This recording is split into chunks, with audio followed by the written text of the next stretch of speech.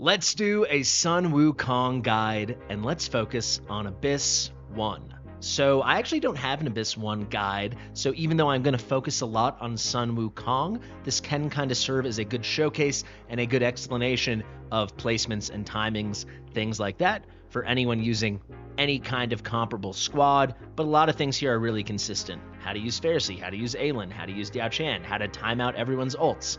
I got you, baby. But let's focus on the monkey of the hour. That is Mr. Sun Wukong. You know what? For this, I think I'm going to put him in his base skin. I haven't had him in this in forever. And here's a quick tip, guys. Once you've acquired the skin, you can wear any skin and you'll still get the attribute bonus. So people ask me that all the time. Fun little fact. But this is going to be our Sun Wukong. I'm using all of my best gear in this guide because I'm going to try to get a new high score in Abyss 1. I've just lined it up now that I can get 22k while ignoring the second magic shield. So we handle the first physical shield, then the first magic shield, then the second physical shield. We will be good to go, and I want to make this really fun. So I want to show off Sun Wukong at A0 and at A3. If you don't know, obviously I've been playing this game for a really long time. I have been stockpiling soul stones, but I have not used any of them in basically ever. I used 3 right away when I got Ymerit, and I have not touched them since. I've had Sun Wukong since he came out. You know, I got another copy now on the rerun, and then another one as well. And I think finally now I'm prepared to A3 my Sun Wukong and A3 my Kagiri. The A3ing of Kagiri will be at a later date, probably a week from now, maybe a little sooner than that, 4 days from now, 5 days from now. But right now, we will do Wukong. To start off, I'm going to run him at A0, obviously, so we can have a nice comparison, but I'm fully prepared to do this thing at long last. So if you didn't catch it, go watch my summons. It took me almost 1,000 summons to get the extra copy on top of the guaranteed copy at 200. It was a truly miserable experience, so if you like me and you want to laugh, or you don't like me and you want to point your finger, that's going to be a good video for all of you. So we're going to have A1 here, A2 here, and then I've got the 5 soul stones. I'll use one of those to bring him to A3, and then I'll have 4 left over. So this was my big plan. I can put 3 into Kagiri later in the week, and then I'll have 1 left over. For the next amazing limited, perhaps I'll need a soul stone for, or at least I'll have some assurance as hopefully I can start getting a couple more. I do envision they'll give us 1 free one for the anniversary, right? I think that is a safe bet. So what are we going to do here? I'm going to start with my A0 Wukong, then we'll A1, A2, A3. We'll do it in one shot. I'll break down those awakenings as we go, but I'll tell you, this A3 will lead to a big bunch of extra damage. I think a lot of people don't realize how this A3 works, so I really am excited to explain it to you guys. Obviously, half of this video, though, is kind of an Abyss 1 guide and an Abyss 1 showcase, so what I'll do is I'll very quickly go through everyone's gear, but still the chief focus will be Sun Wukong, and then we're headed into battle. So guys, there's a lot to do. I can't wait to get up to some monkey business. Let's get into it.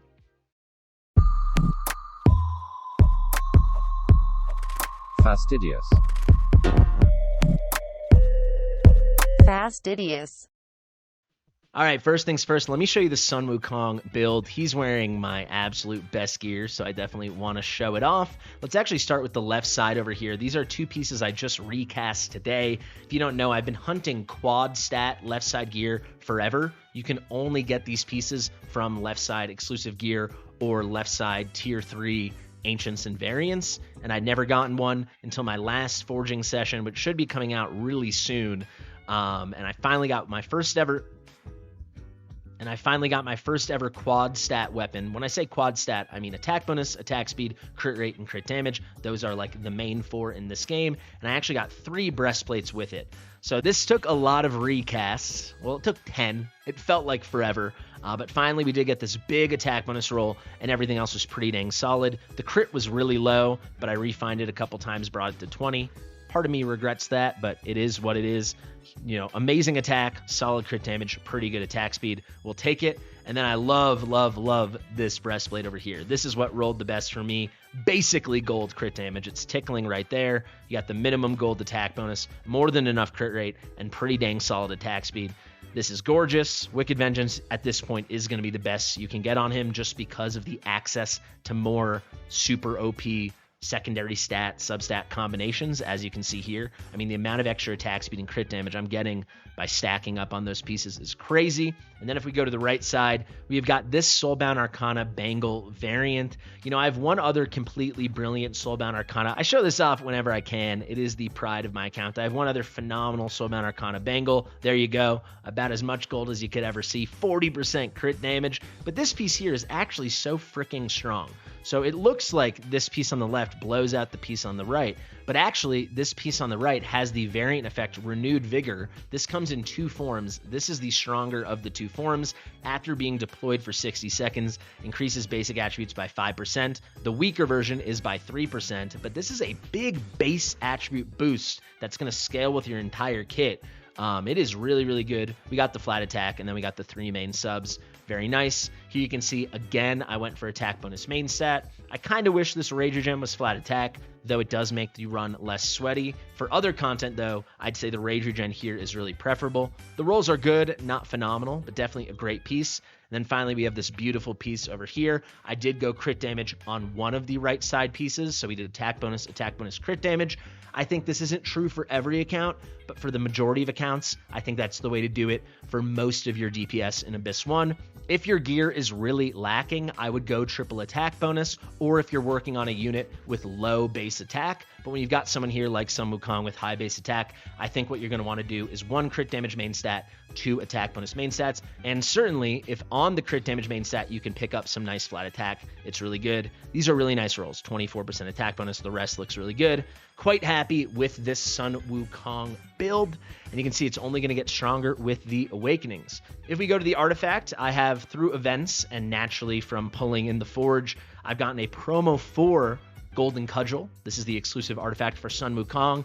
But just for this video, because I'm finally dipping into my soul stones, I think I should dip into one of my other hoardy stockpiles. I don't know why I hoard like this in every game I play. It's like nonstop. If you follow my raid channel right now, which you totally should, Fastidious Gaming, go check it out. I just hoard everything. I don't know why I feel so compelled to not use resources, but I can't help it. And you'll see it's the same here. I'm sitting on 12 mythic essences. Why? Why 12? 12's crazy. Finally, I'm accepting the fact that I'm becoming crazy, and I've decided I'm going to use one on Sun Wukong right now and one on Kagiri. I have both of their exclusive artifacts at promo 4. I can make them both promo 5 now, one on each, and I'll still have 10 left over. So if 2 crazy exclusive artifacts come out at the same time and I want to max them both right away, I can do that. Is that sane? No. But here we are. Let me just do this before I change my mind. There we go. Promo 5. I finally maxed it out. The reason also I don't want to do this is when you finally invest these into it, you know I'm going to pull one of his exclusive artifacts now from the Forge, and then it's just going to sit there, or I'll have to sell it, and that feels nasty. But there you go. This will increase damage by 30%. Summoning Sage Cleanse will additionally restore 6% rage. That second half is standard. That's the same at base promo and top promo. All that's happening here is the increase in damage scales more and more and more with each promotion. Very, very nice. All in all, I think we have a gorgeous Wukong. He's coming in at 24,131 attack. He's got a attack control basically cut in half at 1.3 seconds, 469 attack speed. That is only possible because of the very strong left side gear, that little duo of Wicked Vengeance. He's crit capped with 383.5% crit damage and then just over 20% Rage Regen. Very happy. This is about as good as I can do on my account. You know, I guess I could swap this out for the piece on Hex, but this is maxing out my account, and I think it gives some people a good sense because people ask me, you know, how am I doing? Can they see the account? This is kind of how I can show it off through guides and through showcases like this. It's really good, but I'll tell you, this is much worse than the top players in the game. I'm definitely the tier below the creme de la creme. I'm like just a normal, very good endgame player, but I'm not at that level. Maybe one day, once we really get farming, once those gems come out. But there is Sun Wukong. While we're here, let's head over to Kagiri. I'll start by showing you his build, and then let's make that artifact promo 5. You can see we did attack bonus, crit damage, and then attack bonus. With Kagiri or Wukong, if you really had to, you could even go double crit damage. It depends what kind of Soulbound Arcana you have, but ideally you want at least 2, if not 3, attack bonus pieces on your account if you can do it. You'll see I got some nice Wicked Vengeance on the left as well. Here's another beautiful quad stat one. This is the second best on my account. Big crit damage roll, almost gold. Very solid attack bonus, better than solid, and very good attack speed at 84. And then you'll see I've got this Yovar exclusive, nice crit rate, nice attack bonus. Not amazing, but nice attack bonus, good attack speed, and then even a little rage regen to boot. For the artifact, obviously, we've got the Kagiri exclusive. With this thing, I got the base copy from his original event, and I've pulled 4 more copies. I've been very fortunate. Let's go and let's use my second mythic essence of the day. Wow, that feels crazy. And interesting with Kagiri, kind of a similar thing to Wukong, right? You're increasing this number. The rest of the stuff over here is staying the same. I believe this starts at 15% and it climbs up 2% at a time to 25. But this is, you know, his best in slot, especially once you max it out. This thing is so freaking good. So that's going to be our Kagiri build. I'll show you very quickly the total stats now. And for the remaining 8 heroes, I'm going to go really fast because I think we should just get into battle and focus on doing some Abyss damage. So good HP, 23.4k attack. We're coming in with a 1.5 second attack interval, a little slow for what I'd like. I'd love to see him at about 400 attack speed, ideally. Over 350% crit damage is nice. And then we got a little extra rage regen. I'll tell you, for Kagiri, and when I do my Kagiri guide later in the week, once I A3 him, you want at least 40% rage regen. I would say 40% is like a real sweet spot. This is something I would definitely change. You know, I'd probably snag that piece that I've got on Hex right now, the bangle over here. Let me actually find that on Hex so you can see that comparison. You can see this would knock me up plus 28% rage regen. I mean, that would be a huge contribution. That would put him at 43% rage regen. That would be such a nice build for Kagiri. And obviously for that guide, I'll probably put the same left side gear I had on Wukong on Kagiri. But there you have it. And this will be a cool comparison because we're going to see A0 Kagiri versus A0 Wukong. And then you're going to see how much better A3 Wukong is than Kagiri. But then if you stick with the channel later in the week when we A3 Kagiri, you're going to see whoosh, A3 Kagiri is just the best DPS in the game for Abyss 1. But you'll have to wait for that. Let's keep focusing on our Nightmare units while we are here. We also have Torador. He's in a morale set. I'm looking for HP bonus if I can get it. Some defense as well. My morale tanky gear is fine. It is definitely not special. Here's a defense bonus main stat. I had to do it because the other stats were bad. And then on the left side, we have my best Immortal Warrior stuff. It's pretty good. It's actually not that fantastic. Here are the stats, 106k HP, a little low for later on in the fight, especially since I'm not bringing decreased damage. So we will not have that debuff on the boss, reducing the incoming damage that he can deal to us. But we are over 8,000 defense. It's a solid build. It's not a special build, but it's solid. I like to run him in a Goddess Grace, get that defense a little higher. If I had a better morale piece, actually, while I'm here, I did recently forge. Do I have a better tanky HP bonus main stat morale piece? Nearly, maybe? Honestly, yeah, let's do it. Let's mix it up live here in the video, or live while I'm filming it. So now we're at almost 120k. That's just so much stronger. Over 6k defense is good. It's a little disappointing, but that's where the Goddess Grace comes in, right? That's where we get these big stacks of increased defense throughout the battle. So that is going to be our Torador, and then our final unit is my queen, Twyla. Where the heck is Twyla? Where is she? Oh, she's the first one. Because she's got so much BP right now with the gear she's wearing. Here's my Twyla build. This is one of the 2 heroes you're going to see in this video actually wearing Cataclysm on the right side. And I do have to make one change because I was doing tests earlier with my A0 Numera. I've got this amazing Esoteria Order ring. This is the best exclusive ring on my whole account. Obviously, it's phenomenal for Numera. A lot worse for Twyla, right? Because she's not an esotericist. So let's find which Nightmare ring I should use. I think I have 2 good options. I've got this one here with similar, actually identical substats in the exact same spot, but just a little worse, but it's Nightmare, so it's going to be more useful. And then I've got this stronger one in the crit rate, but weaker in everything else, right? I guess it's 2% less crit damage. We'll take that Rage Regen, though, so she can spam ults earlier in the fight and build up her passive. Let's toss that on. Left side now, we've got this Valkyria exclusive, and then we've got this cool little trio with a little HP bonus for tankiness, attack bonus, crit rate, crit damage as well. That's going to be my Twyla. Worth mentioning, my Twyla is A5, so it will be a really cool thing. I think Twyla is going to shock you guys how freaking good she is. You don't need A5 for what you're about to see, but certainly A3 Twyla is a big contributor here, and I'd say the most important for the DPS you're about to see is her A1. But this is a good Twyla build for sure. Let me show you 26.7k attack. We did go triple attack on the right. That's just the nature of Cataclysm. All those exclusive pieces always have attack bonus main stat for Cataclysm. 1.5 second attack interval, a bit low, just like Kagiri. She is a little faster, but I wish she was more. She's crit capped and 313.5% crit damage. To be honest, looking at this, I think there's probably an argument this is the build to go on Kagiri. And as I say that, I think I want to pivot. I think I want to throw this gear on Kagiri because Twyla can get away with less attacks, since by the end of the fight, she's shredding so much defense. So I'm doing a lot of live swaps right now. Let's throw this on Kagiri. There we go. So you can see she's kind of cooking now. And she's still going to have a lot of attack, don't get it wrong. 24.1, she has a very, very high base attack, especially with A2+. And then for the artifact, she's in a maxed out Shattered Hilt. You just can't go wrong with Shattered Hilt. It's the best single target fighter artifact for a lot of things right now. Not everything, but for a lot of things. Those are our Nightmare units. Let's go to Pharisee now. I'm running him out of faction just because it's him or Aelin, and Aelin's heals are more important. My Pharisee is an Invig, and we're looking for some tankiness as well. So attack bonus, HP bonus, a little speed, rinse and repeat. Now we got attack speed, HP bonus, and we got attack bonus, and then finally attack bonus, HP bonus, speed, and it's the same drill. He's a little light on the HP, but we're not going to go that deep into the fight, so it's good. 29.6. If you're looking for a really, really high score and you've got the DPS and the gear to do it, I'd say you'll want him at 32k or higher. Very high attack as well, and very good attack speed. This is honestly a very nice endgame healer build. If we go to the artifact over here, we got a Euphoric Orb. And yeah, that is Kagiri. Let's get into the remaining Infernals now. We'll start with Setram because he's right here. I do have his exclusive maxed out. This is the first exclusive artifact I ever pulled to Promo 5.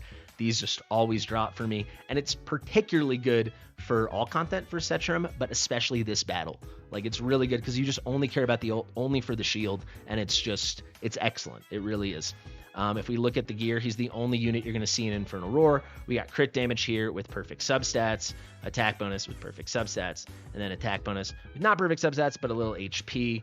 That's nice because you need a bit of tankiness. I think with your platform DPS, you'll want at least 24, 25k HP, but ideally you're going to want more. I just was having trouble getting it. If we go to left side now, I'm not running him in his exclusive. I don't really have a good Setram exclusive right now, so we're running a nice little Warlord variant with a really cool aggression variant effect. And then we got the perfect substats here, leaning heavily into attack. These are the total stats, just breaking 20k attack. Like I said, 26k HP. He's fairly fast, nothing crazy, but he'll speed up when he ults. And solid crit damage, again, nothing crazy. He gets more from his passive though. That's going to be Setram. Let's keep it moving. Hex is in my best to second best gear. It's either him or Wukong. This is that great piece I showed you before. We got attack bonus here. No flat attack, no HP bonus, but the other subs are good. And then here we got the perfect substats. On the left side, I've got my best Hex exclusive. And here's a cool thing, right? So let me actually show you. This is a flat HP one, and I do have one with HP bonus over here. And you'll see the HP bonus is worse than the flat attack. So definitely be sure to actually make that comparison, because the bigger roll here in flat HP is better than the HP bonus roll. When you're dealing with units that have lower base HP, only 11.3k, that's pretty freaking important. So that's my best Hex exclusive. And then we've got this traditional quad stat over here. So no attack speed, but we do have the nice flat attack. This one is very nice. This is definitely a good Hex build. You can see I leaned heavily into attack because he's a platformer. So he's got much lower base attack than the other options, right? This is nothing compared to the 6k plus we had on Twyla, Kagiri, and Sun Wukong. And then the HP is low. Honestly, it is 22.8. He will die towards the end of this fight. So I will actually pick him up after we finish that first magic shield. Maybe we can eke out a little bit of extra damage at the end. But the comp I'm running, there's no way we can take down a second shield. That will come later once we A3 Kagiri, and I can ease up on the physical DPS, and I think I might pivot towards like an Esoteria team, but they're piercers. So instead of running Nastia, I'll run Yovar with my A0 Vorn and my A0 Numera. But that's a problem for a different video. For the artifact, he's in a maxed out Sutra. If you got Sutra, max it out. It's the best exclusive artifact in the game. Now we got Twin Fiend. Twin Fiend's our other unit in Cataclysm. He's got this Infernal Blast Ancient Ring, no crit rate, but remember, Twin Fiend only needs 80% crit rate because when he ults, he gets 20% crit rate. He actually gives 20% crit rate through his Lord skill when he ults to every Infernal that he's the Lord of. If we go to this piece over here, this is the only good Cataclysm amulet on my entire account.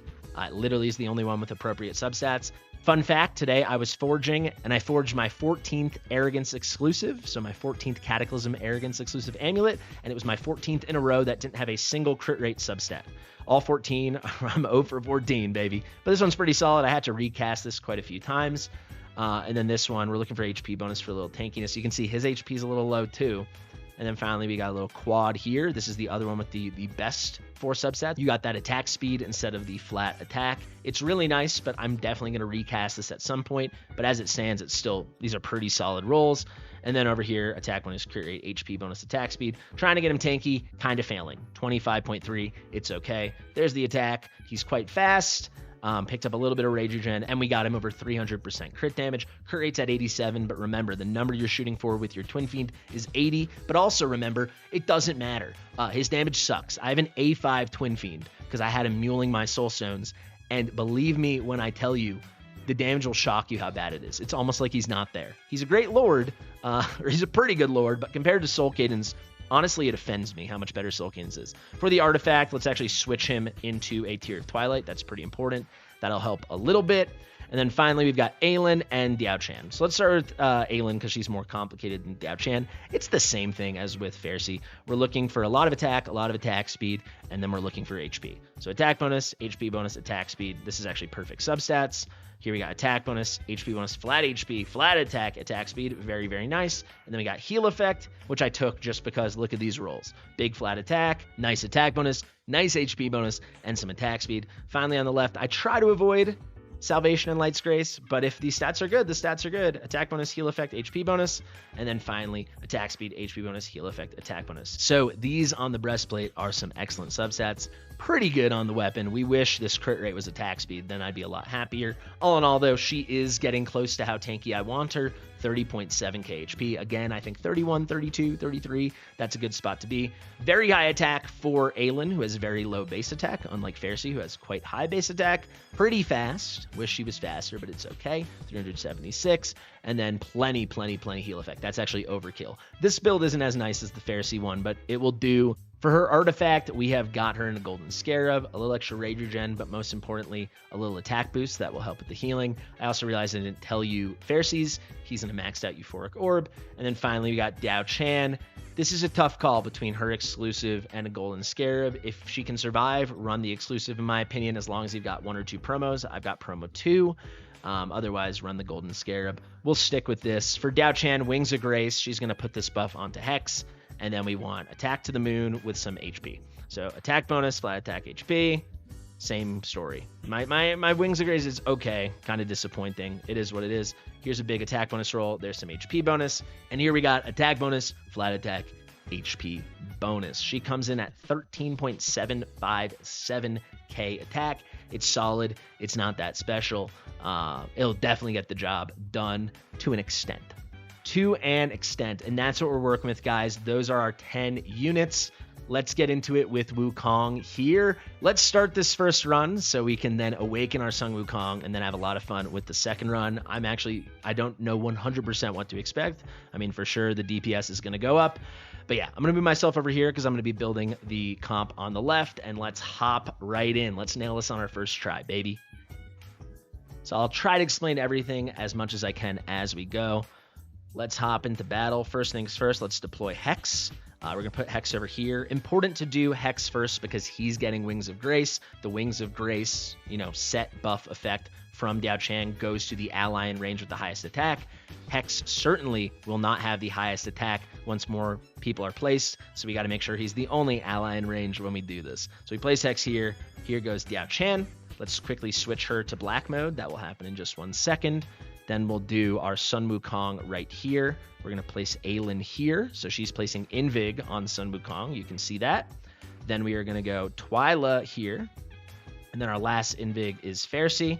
And now we quickly get everyone down. Sorry, I know this is kind of fast, but they said they're going to do like a pre-planning phase. That would be awesome because right now this is so chaotic and you need it happening as quickly as possible. Now let's go with Setram. Let's go with Twin Fiend. And then finally Tordor can go right here.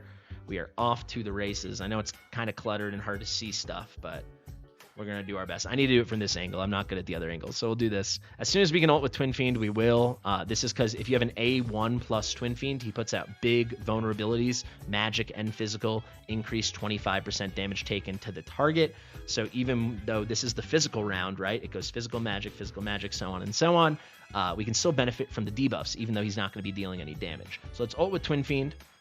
Let's wait a beat. As soon as we can, let's ult with Kagiri. Let's ult with Twyla. and let's ult with Sun Wukong. Now, why did I ult with Twyla?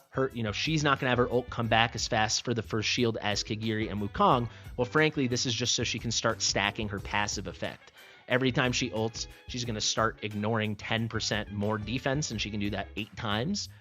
She's obviously not going to get 8 ults off in this battle, but you just want to start stacking that ignore defense as quickly as possible. So later on, we'll time it with the shields. Right now, it doesn't matter. So let's let this go through. We're going to get stunned here by that Storm Surge effect. As soon as it's done, there we go. Let's ult with Aelin. Excellent. Here comes a Drake's Bellow. This is the standard move he does. Throw it on 2x just for a moment as we wait. And here we go. This is the last move before the shield. Just start hammering on Setram. You want to ult with Setram as early as possible. It takes him a while to get going. Then you can go with Torador. We're going to wait a beat. We need Twin Fiend, Kagiri, and Wukong to come back around. Now, if you don't have Twin Fiend, obviously it doesn't matter. But if you have him, use him for the vulnerability. So let's wait. Before I use Kagiri Wukong, I'm going to go with Twin Fiend for the vulnerability. There he is. Now we ult and we ult. Perfect. And we're looking for about 7k damage before we enter the magic mode. So I'm hoping that's what I see. I was slightly late on those ults, so we might be a bit behind. Looks like we're just about there. Are we going to just miss it? No, we just passed it, actually. That's great. You see Twyla's almost ready. We're going to ult with her as soon as we can. And we're going to ult with Kagiri and Wukong as soon as we can, in case we can squeak out a little more damage. But it doesn't look like we're going to make it. I'm going to ult with Hex now. If you have an A3 or higher Hex, his ult lasts forever. When it says the dragon's going to be promoted, that's the moment I like to ult with him. You totally, if you don't have A3, should wait a bit longer. You don't have to wait that much longer, but maybe... I'll tell you when it's happening, when I would do it if I didn't have an A3 Hex. All right, we got those ults off. Now we'll ult with Twin Fiend right here. There we go. It's a little boost for Hex, little vulnerabilities. So you'll see, once we get the burning up, with every hit, he keeps extending his ultimate. Now we got this Drake's Bellow. Right when this is running out, we're going to ult with Fasti. Nice burst heal. Now we're going to get this Seismic Slam. When this Seismic Slam is just running out, or maybe halfway, that's when I would ult with Hex if you had A0, A1, or A2. This is also the moment I'm going to ult with our Aelin.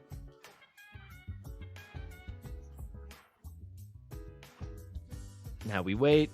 Don't ult with Kagiri. For some reason you're tempted. You need to save Kagiri. The reason I put Kagiri here as the one next to Torador, there's Kagiri, it's hard to see with all the red, is because he can do his kind of parry, his counter, his strike, which will allow him to avoid the lethal damage when the meteor comes in a second. So definitely save his ult. I've made that mistake before. There's another Drake's Bellow. You can see Hex is still ulting and that thing keeps going up. He's just good to go. So here's the Meteoric Deluge. Right when that bar runs out, that's when you want to ult with Kagiri. Kagiri gets the parry. And now this is the tricky part if you're going to try to solo the magic shield with Hex like I'm doing now. The Twin Fiend timing can make or break you. It all comes down to like when Twin Fiend's going and when Hex's cards are going. I like to do it that we're going to ult with Twin Fiend as soon as we see the shield bar pop up. So let's wait. There's the shield bar, ult with Twin Fiend, and hopefully we're good to go. We want one big hit from Hex at the beginning. We got it. It's going to be very tight. It's always very tight. Here's the big Twin Fiend blast. Kaboom. Now we need some Hex hits. Can we make it? It's always way too tight. We got to ult with Twyla really quickly to keep building that ult, and we did just make it. Fantastic. Thank you, Hex. Good job, Twin Fiend. Let's keep it moving. And now as soon as Hex's ult is done, or rather as soon as this magic phase is over, we're picking up Hex, because Hex will die during this next phase. Full stop. Nothing I can do about it with my current build. If he was tankier, like 26, 27, 28 KHP, I'd be okay, but he's not. All right, when he stands up and you see this dragon's going to be promoted, we pick up Hex. Let's wait a beat. As soon as he changes to purple, to physical mode, let's ult with Twin Fiend, ult with Kagiri, ult with Sun Wukong. Kagiri didn't get triggered there. Oh, he just got triggered in the 3 seconds, hopefully. If it's within 3 seconds into the ult, he does his Ember Strike, which is stronger than the alternative, which is the Sweeping Strike. But yeah, looking pretty good there. There's a Drake's Bellow, and that's where we're going to use Fasti for a big blast. And now the stun is coming, but what I like to do is use Aelin right before the stun, so I'm going to get ready with that in just a second. So right at the end of Storm Surge will be the stun. This is when I'm going to ult with about halfway. That's when we're going to ult with Aelin. So she gets stunned, but at least our heals were a little up. Setram just held on. You can see how sweaty that really is. Here comes the second Drake's Bellow. And now you're going to want some good timing on your Setram. If you don't have, so obviously my Setram, this is uniquely strong, right? He's A5, so that extends his ultimate, and I have his maxed out exclusive artifact, which extends his ultimate. If you didn't have that, you'd want to be triggering him just a couple seconds before the shield. But what I'm going to do is the second that bar comes up for the Worm's Wrath, that's when I'm going to trigger Setram. So you'll see. There we go. Right when that's about to run out, that's when I'm going to trigger Torador. Now, all the timings here are very hard. It's hard to explain as it goes. All right, let's wait. As soon as the things come down, boom, now we trigger Kagiri. There we go. Now let's go Twin Fiend, so we get the vulnerabilities up. And as soon as you see the vulnerabilities, let's go with Wukong. Boom. We should take this out pretty clean. I leaned very heavily into the physical DPS. By the way, for the next run with the A3 Wukong, I'm not going to explain everything so obsessively, but this is the guide portion. This is the teaching stuff. So hopefully this helps someone. If it helps you, let me know in the comments. That makes this feel a lot more worth it. And yeah, we just want to unload and see if we can't hit the 22k from this. That's very much the goal. Just unload and hopefully get the 22k. It looks like we might be a bit short, unfortunately. Let's go with Kagiri as soon as we can. Let's see, can we get Wukong just to help a little bit, please? And we stuck at 20.5, but this is where the pickup of Hex and everything should be coming to the rescue. Gonna save Twin Fiend, obviously. All right, he's switching. So now that he's switching, we're not making through the next magic shield, so we don't need these physical guys. I'm picking these guys up now. Could have left Twyla actually for bleeds. That was a mistake, but hey, whatever. I'll make sure I pick her up the next time too, just for consistency. Now as soon as he switches, we're gonna ult with Twin Fiend, and you're gonna see how bad Twin Fiend's damage is right now. Get ready for your mind to be blown in all the wrong ways. It's really amazing. I also should have left that Wukong to make sure there was someone next to Torador. Let's ult with Faircy there. I'm waiting for Hex. I'm waiting for Hex. Here comes the Seismic Slam. We're gonna go now with Aelin. All right, let's go with Hex, and hopefully, can we just get that last 1k? We got to ult with Hex here. Here's a big Drake's Bellow. Can we just make it, please? Well, if we just miss it, we know we can just make it next time. There, Tortoise Toast. Can we get a blast? And we just missed it. 21.4, but that's a pretty cool baseline to set for our A0 version. This is something I can tinker with and get the 22k. I just did it right before filming. But hey, this should hopefully show some growth, because we're going to see more DPS out of Sun Wukong. So that should easily make up the 500,000, the 500 we're missing. Let me show you the stats now, and let's take a peek. Wouldn't you know it, Twyla is the queen here for us. 49.4 million. Then at 43.9, we've got Sun Wukong. Then just very similar, we've got our solo magic boy Hex at 31.8, and then Kagiri at 30.3. I will say this 30.3 for A0 Kagiri, yeah, it sucks compared to A3 or A5, but it's way better than I thought he'd do at A0. Right behind me got Setram, who's just destroying right before and then always after those shields. And then we have got Twin Fiend literally doing nothing. I mean, I guess it's not nothing, but it's unbelievable, right? If I did everything you just watched me do with Twin Fiend with Soul Cadence would have been like somewhere right around here, right? And it's not like Soul Cadence is 3 to 4 to 5 times better, depending on your build and your awakenings and all that stuff. I mean, it is night and day. It is unbelievable. All right, that is going to be your Abyss 1 guide. Let's make it all about Sun Wukong now. If you want a full breakdown of Sun Wukong's kit, I'm not going to do that in crazy detail, but I will take you through the skills and how it works. Every third basic attack, he summons his clones. These are his monkey sage clones you're used to seeing. He can have up to 3 at a time. These guys last 20 seconds. He spams them. Every time one of them expires or one of them dies from his exclusive artifact, which you should have on him, they gave it away for free with this event, he gets a nice burst of rage, so he can ult cycle even faster than he already can.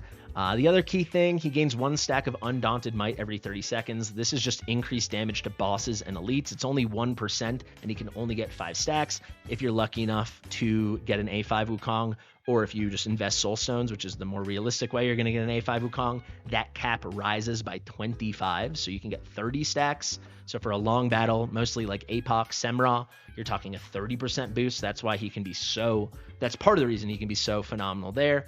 And then finally, you'll see in the talent, if summoning Sage Clones is not possible or there already are 3 out on the field, the 3rd basic attack instead is going to boost his attack by 20%. He keeps this boosted attack up a lot. Combine that with his very high base stats and his very high base attack. That's a big reason for why Wukong is so crazy. Keep in mind, as we A3 Wukong right now, we're also going to A2 him. And at that point, he's basically at 6,500 base. That takes his base to 6,800. He'll be at 6,798. Very quickly through the skills now, though. Let's start with this basic single target physical damage. Nice. The ultimate, 700 costs. It is a big blast of 18 times hits. 18 instances of damage, and he inflicts a stun. When this first came out, I thought he was going to do 18 stuns. I thought wrong, unfortunately. If you get him A5, he does this double. He does 36 times, so it's 3,600% damage as opposed to 1,800%. That A5 is pretty wacky. We got this passive here, Golden Cudgel Strike. Every time he does a basic attack, he has the chance to deal an additional 200% damage and inflict a stun. If that target cannot be stunned, though, he does 400% damage. He does 200% damage twice. That is really good, and understanding that passive is very key to understanding his very confusing A3. Now, his second passive, when the hero triggers Golden Cudgel Strike, so this passive is saying when he triggers this passive, he is going to gain something called Sunder. When he has 5 stacks of Sunder and he ults, for the subsequent 15 seconds after the ult, he ignores 60% of the target's defense. This is so strong. And part of the reason A0 Wukong doesn't feel that strong is because if he's ulting a lot, he very often doesn't have 5 stacks of Sunder. This stuff is pretty RNG. Every basic only has a 25% chance to deal it. But you'll see with the Awakenings, you get a much, much, much more reliable uptime on Sunder. You stack it a lot quicker. So basically, every time you ult, you're going to be triggering that amazing second passive, the Golden Glare. So how does it all work? The A1, so quickly, the first time he ults in every battle, all allies in a 2-tile radius, a circle around him, gain this special buff monkey business. This essentially is a death save. It dispels all debuffs, it prevents death, it restores half of their HP. It's cool. In my experience, it's been pretty buggy. I don't know if they fixed that recently. It's nice. It's not worth a soul stone. The A2, plus 300 attack, we love it. Again, not worth a soul stone, but you will notice the difference. I mean, attack is so important in this game. This is attack of realms, right? That's basically what this game is. But the A3, which we're about to get right now, the Sage clones can basically now do the Golden Cudgel Strike passive. So if we go to that passive once again, just to remind you, this is every basic attack, he has a 25% chance to deal another 200% damage and inflict stun. If they're immune to stun, he deals an extra 200 on top of that, so 400 total, and it's great. What does the A3 do? The main thing that it's going to do is now the Sage clones essentially get Golden Cudgel Strike. They get that passive. So now they also have a 25% chance to inflict stun when dealing damage. And if the enemy is immune to stun, they also deal additional damage 150% one time. So it is weaker, right? The initial chance if they can stun, it's not 200% plus the stun. It's just the stun. And then if they can't stun, it's not 200 plus 200 and it's 400%. No, but they do the extra damage, so 150%. It is a lot more damage, and there are 3 clones out almost all the time. When you use him right, it's a lot. But the key thing is they also get the Golden Glare effect. So when any of the clones trigger Golden Cudgel Strike, they are going to also add 1 stack of Sunder. So now it's not just the 1 in 4 chance every time Wukong is doing basics, it's each of the clones. It becomes very difficult not to have 5 stacks of Sunder when you are using him and when you're ready to use the ult. So it is phenomenal. It is a game changer. Let's do this, man. That is dupe number 1. That is Awaken level 1. We got our monkey business. That is put out the first time we trigger the ultimate. Now A2, give me that 300 base attack, bringing him to basically 6,800 base attack now, 6,798, I do believe. And then finally, let's dip into this stash, my 5 unpolished. I don't know what's wrong with me that I hate using the resources I earn and I get lucky enough to have drop. But yeah, let's do this. So this will bring us down to 4 unpolished. and let's do our thing. We got an A3 Wukong. I held off on this for what? Almost 7 months now, but he is here now. Without further ado, we're ready to rumble. I don't want to change anything else. Let's hop back into battle. Try to speed this up a little bit, a little less 1x, but yeah. Hope you've enjoyed the video. This is the home stretch. Remember, Wukong did about 43.9 million damage last time. Twyla did about 49.4, I believe it was. All right, let's actually restart so I can get the cleanest drop possible. And let's go Hex, Diao Chan. Let's flip her. Let's go Wukong, Aelin. Let's go Twyla. Let's go Fasti. Now we just put these guys down. Setram, Kagiri, Twin Fiend, and Tordor. I think that was pretty smooth. I'll put this up in case you guys want to have a look. Oop. Let's get ready. Twin Fiend, boom. Ooh, let me also make myself much smaller. Glad I realized this at the beginning of the battle. All right, let's go Twyla into Kagiri. Wukong's almost ready. You can see Wukong got to a pretty nice lead. He got a lot stronger all of a sudden. Here's the Storm Surge. We'll wait till that's done. We don't use Aelin at the beginning, to be honest. Let's go with Fasti right at the end of this Drake's Bellow. Boom. And now as soon as I can, I'm going to trigger Setram. That's why I got my cursor over here. Boom. Right when this is running out, we're going to use Tordor. Now we're getting ready with Wukong and Kagiri. Really bad Kagiri timing, unfortunately. Can I get him off? No, so we'll just wait. Let's wait for Twin Fiend, who's taking forever. Twin Fiend, boom. Wait for the vulnerabilities to pop up. And now into Kagiri. That should do it. Unfortunate, no Kagiri. Oh no, he gets, it's weird. It should have been triggered right at the end of the shield. It was not, but it's okay. I can throw it on 2x while we wait here for the transition. And remember, we were at somewhere in the 7.2. Let's see where we're at now. We're about 7.5. This looks pretty strong. Let's trigger Twyla right away. Let's throw it on 1x. Remember, when we see this, we're going to trigger Hex. We're going faster this time. There's Wukong. We'll sit on Kagiri. As soon as I can, I'm going to go in with Twin Fiend. Good to go. Now let's wait for this first Bellow. Right at the end, we're going to trigger Fasti. And look at that. Look at what Sun Wukong's doing all of a sudden, right? It's kind of night and day. About halfway, let's do Aelin. Remember to save Kagiri. We need him for the parry, so he doesn't die from that meteoric deluge. We'll sit off of Wukong there. Hopefully, we don't get some bad Hex RNG throwing off our run. All right, here's the deluge. There's Kagiri. There's the parry. Now, as soon as that thing's going to pop up, that's when I'm going to trigger Twin Fiend. Okay. Come on, we need a big Hex hit. Looks like we didn't get it. Looks like we got locked out of the Hex RNG, and I think we actually just got screwed on this run.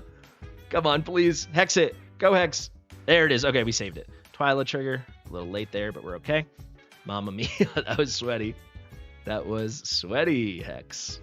Yeah, I don't know. There's a lot of weird timings if you're going to try what I do, which is the Hex and Twin Fiend duo, and just go all in on physical and just have those guys handle the first magic shield. It's the best version I had is what I told you. The shield pops up, that's when you trigger Twin Fiend. For me, that's basically 100% reliable. All the other variations and perfect timings I tried, there'd be some inconsistency. If your Hex is way stronger than mine, like A5, probably if you had the same gear, you wouldn't even have to worry about any special timings. But for me, it's sweaty. So we're on 1x here. Pick up Hex. Let's go with Twin Fiend. And boom with Kagiri. Boom with Wukong. Looking pretty good. There we go. Kagiri just got the trigger. Let's get ready now with Fasti. Nice catch. Let's get ready. When it's about halfway, we're going to trigger Aelin. So here we're going to get stunned, but let's hold on. Come on, Setram. Every time I know he's going to hold on because it's the same amount of damage, but every time I think Setram's going to die, I get stressed out every time. Here's the Drake's Bellow. So remember, I'm going to do my Setram a little earlier because my Setram's A5 and has the exclusive.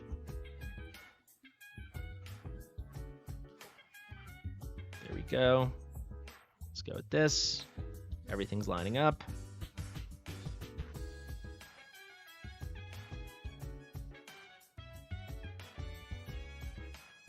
Let's wait for those vulnerabilities. Wukong should tear through this now. Looking pretty good.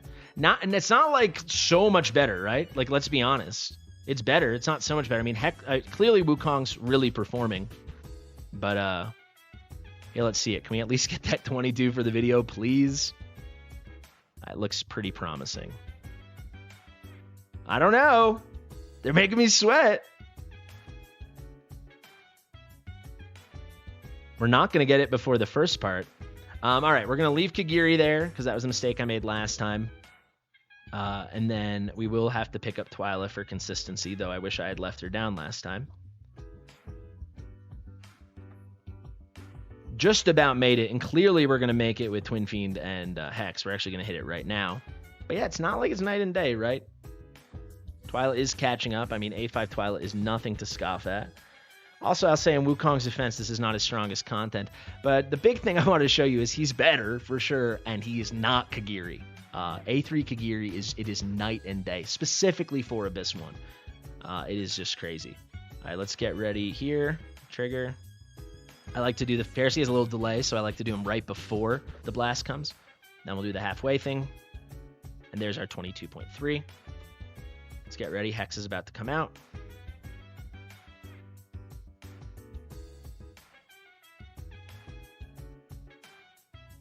And that's about it. So we'll do a little check-in on the scores with Twyla and with Wukong at the end there. But yeah, pretty cool stuff, I think. Kagiri, I was a little late. Doesn't really matter. So this time we came in at 22.8, so it's like 1.4k higher. It is significant, right? But it's certainly not night and day. I will say consistently Wukong will perform better. Keep in mind these overall statistics here include the total damage. So when I say total damage, that is damage dealt to the boss, which is what you see at the end. And then additionally, it's damage dealt to the shield. So let's quit out and let's see. Remember, Twyla did, I believe it was 49.4, and Wukong did 43.8. Let's see how it stacks up. Wukong is our new winner. So he did get a pretty major jump in content that he's not such a superstar in. Like, this isn't Nightmare 4 where he's amazing, and it's certainly not APOC where he's phenomenal, or Single Target Arena where he's really strong. That's the part of the reason I wanted to do this, because I use him in my Single Target Arena. GVG for certain comps where he'd be really good. So he jumped from 43.4, I believe I said it was, to 52.9, basically 53. We're talking about not 8.5 to 9 million more. Pretty dang significant. You know, it's nearly a 25% boost. A lot of content, is kind of what you see. It's like a 25% boost. For APOC, you might see a little more. Remember, all the units share the potential damage that can be dealt in APOC. But all in all, I think we had ourselves a pretty great test. A pretty good Wukong showcase and a Wukong guide, and certainly we got a fairly reliable 22k with a pretty sweaty strat. Hopefully it helps a lot of you guys. Thank you so much for watching. I've been Fastidious. If you like my stuff, please make sure you are subscribed to the channel. If you have any thoughts, let me know in the comments. Share with your mother. Thank you to R-Type for editing this video, and I'll see you real soon. Bye.